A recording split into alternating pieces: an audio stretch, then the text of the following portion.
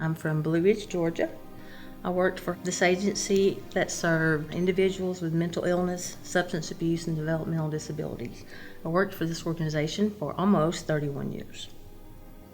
The agency we worked for was a quasi-governmental agency. I was appointed as CEO and was there 3 years as the chief executive officer. We had an interim CEO that had been pretty hostile and abusive and had gone to a person in the agency and mentioned me being a lesbian, and she was doing this hearsay with other people in the organization, and that didn't feel good.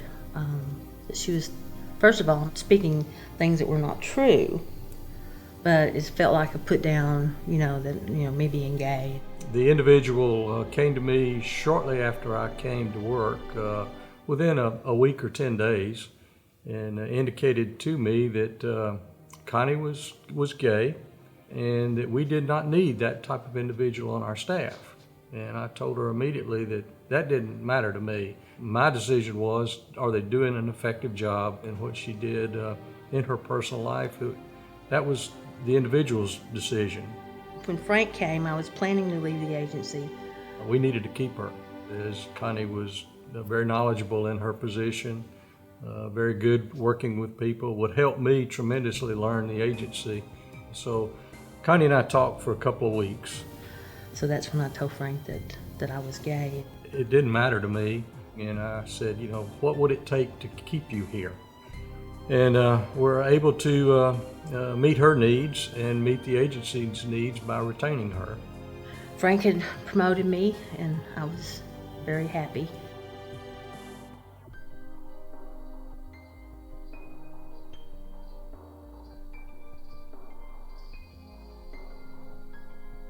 The previous interim CEO before Frank came was announced as the interim CEO again. About 3 weeks after Frank had left, she demoted me down a level and asked where the papers in Frank's office was. And I said, well, there's a couple of boxes of some things over there, and the other things were put in the shred bin. Then they called me in at the end of, right before Christmas, and told me I was terminated.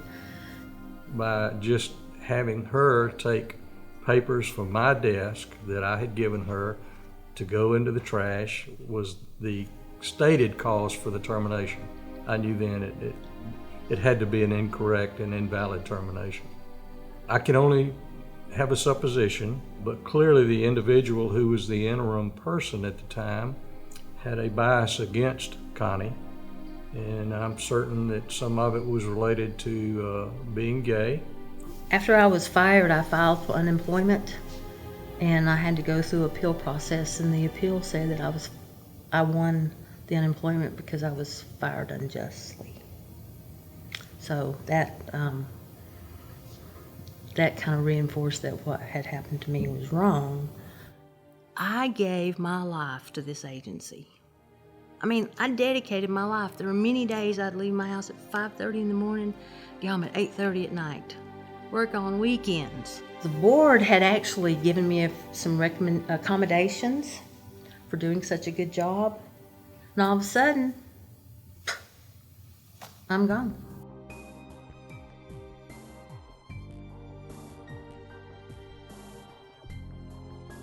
Losing $25,000 a year from having to retire early really affects our safety net.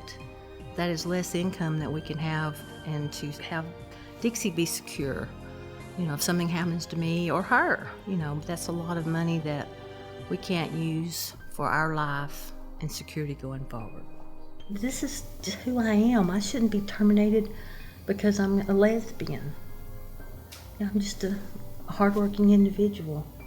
After I was fired, I went to 6 different attorneys, and I was told by each one there was nothing they could do because there are no laws in the state of Georgia to protect me.